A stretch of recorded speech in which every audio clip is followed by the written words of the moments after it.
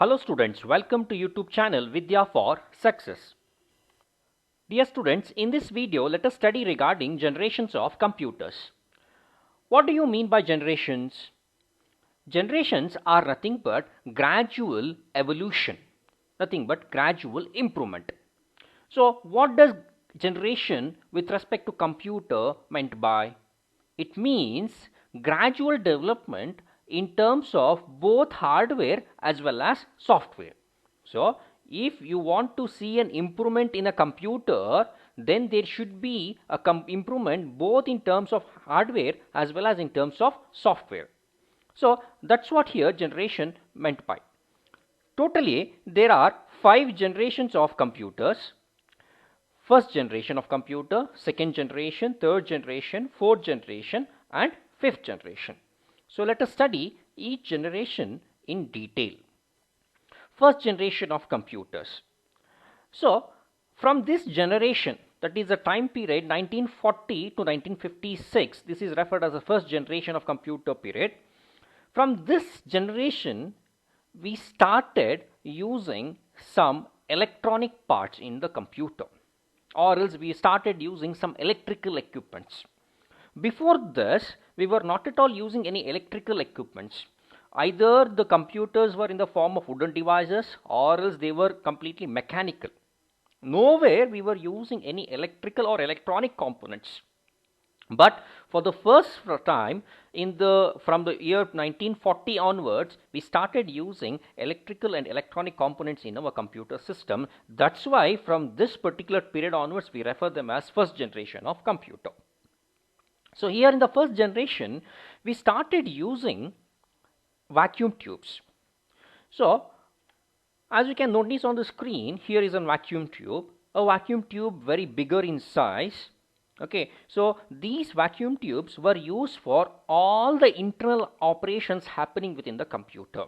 If any of the internal operations need to occur within a computer, then they were carried out using this vacuum tube.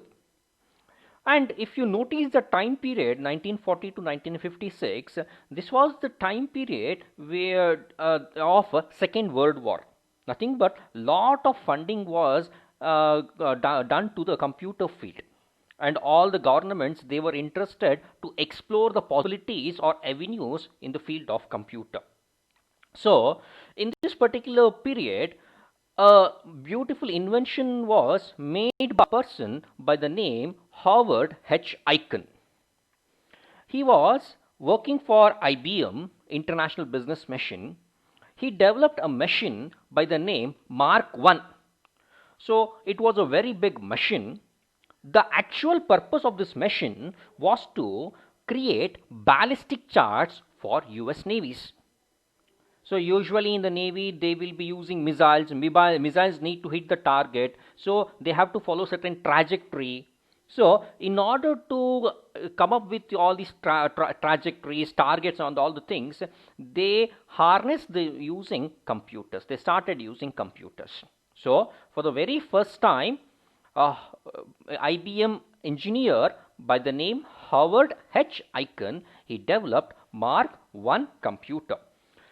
So later on, after followed by this invention, another breakthrough event happened in this time period. ENIAC, Electronic Numerical Integrator and Computer.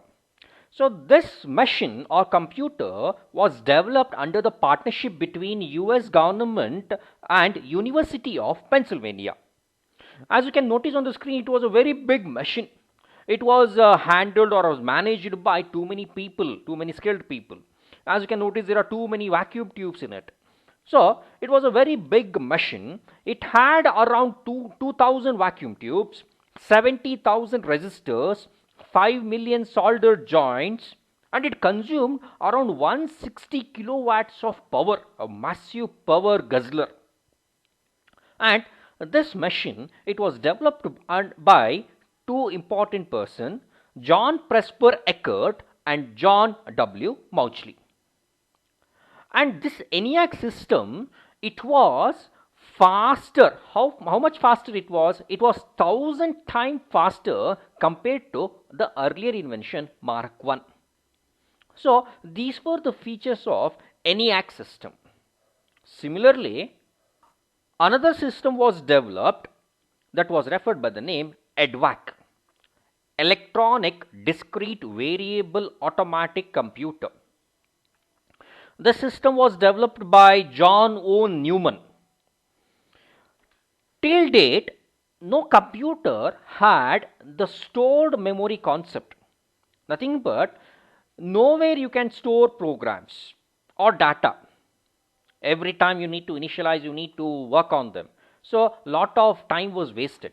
But because of the EDVAC system, for the very first time, they started using a new concept by the name stored memory concept. And also another concept by the name conditional control transfer. Okay, so what do you mean by conditional control transfer? It means at any point of time you can stop a particular program and later you can resume it back once again. Okay, so this flexibility came with EDVAC system. So the EDVAC system, the EDVAC stands for Electronic Discrete Variable Automatic Computer. It was developed by John O. Newman. It had two beautiful properties or characteristics, that is stored memory concept. Another one is conditional control transfer. Next, followed by this development, another important breakthrough was with the UNIVAC system, Universal Automatic Computer 1, UNIVAC. So this system was developed by Remington Rand, and this was the first commercially available computer. Okay, so before this, all the other systems were developed, either they were used only in the research field or is only by the governmental or universities, but none of them were used available for commercial purpose. So this UNIVAC one was the first commercially available computer. So these were these four major inventions, starting with Mark I, ENIAC, EDVAC and UNIVAC. They contributed towards the development of first generation of computers.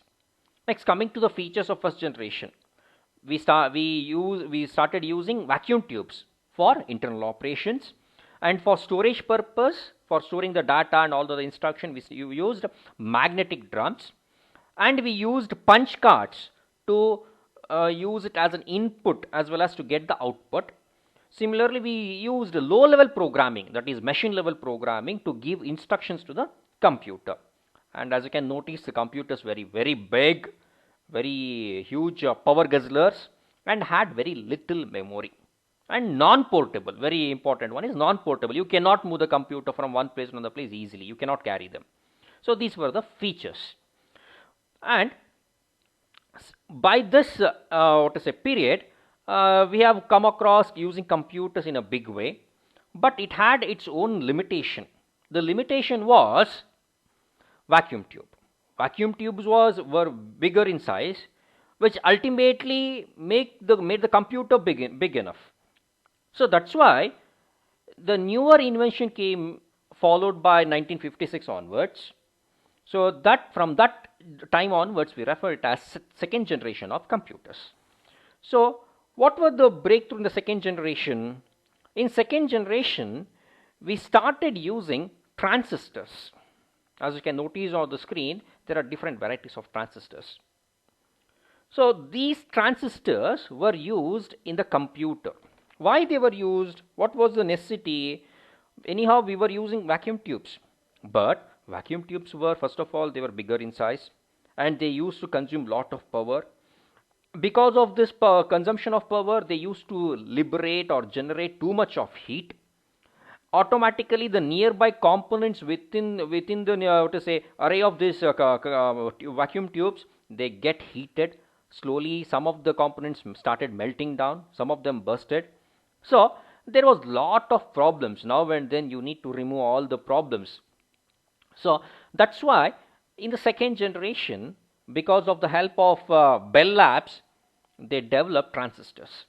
So we started using transistors in second generation, and the time period of second generation is 1956 to 1963. So here, after using transistor, another development was we started using high-level programming language. In the first generation computers, we were programming, we were giving instructions to the computer via low-level language, that is 0 and 1. As we know already, computer can understand only 0 and 1. Apart from it, can't understand any other human understandable language. So, during first generation, we were programming, or else we were giving instruction only in terms of zeros and 1. But in second generation, we started using new programming languages, little bit high programming languages. So the programming languages by the name COBOL, Common Business Oriented Language, or else Fortran, Formula Translator, came into existence. And also some of the computer related field started coming into existence. So this was the thing with respect to second generation of computers. Now third generation, yes, because of the use of transistor, automatically the size of computer reduced, but still transistors were generating little bit heat, because of which nearby components were melting. So that's why a new invention needs to be done in the third generation. It came with a person by the name Jack Kilby. So Jack Kilby, he invented or developed a new component by the name integrated circuits, popularly referred as ICs. All the electronic gadgets will be having these ICs. So because of this IC, the computer size, overall size of the computer drastically reduced, and the computer become quite reliable machine. Earlier, because of the use of vacuum tubes and transistors, now and then the computer, either some of the components used to melt down, there was a shutdown of the systems. But because of the use of ICs, you can run the system in a reliable way. There will be no problem now and then. Okay, so we started using ICs, that is integrated circuits. So integrated circuits were put on a small silicon chip, a thin silicon chip like flappy structure. ICs were built. They were used for the very first time. And followed by this, another important development in third generation is we started using operating system. That is another beautiful thing, operating system. In first generation and second generation, there was no software which could handle or control the complete computer. But in third generation, we developed a software, a master software, which can control the overall operation of the computer.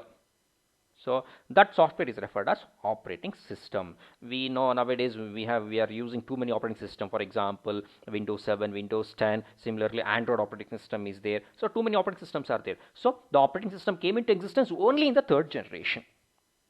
Okay, so we started using integrated circuits. It was developed by Jack Kilby, and we also started using operating systems. And the computers were much reliable, and we introduced mini computers for the very first time in third generation.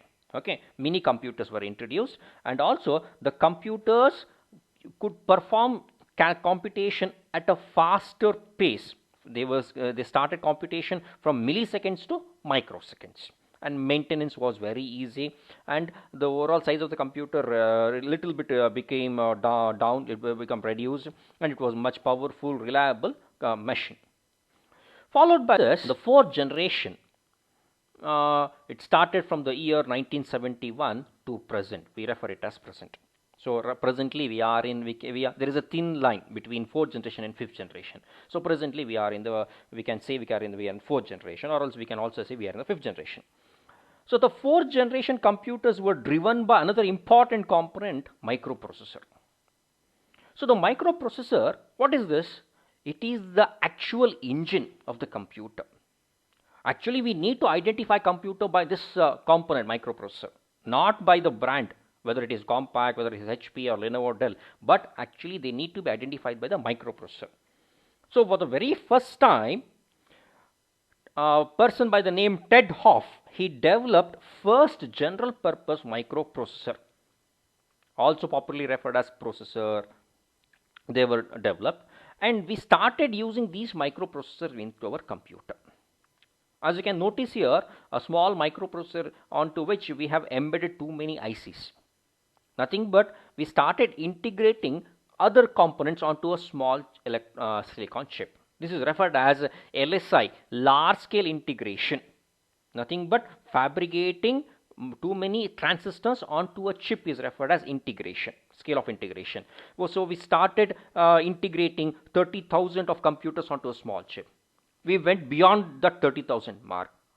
So we started a new concept called as LSI, large scale integration, very large scale, VSLI, very large scale integration.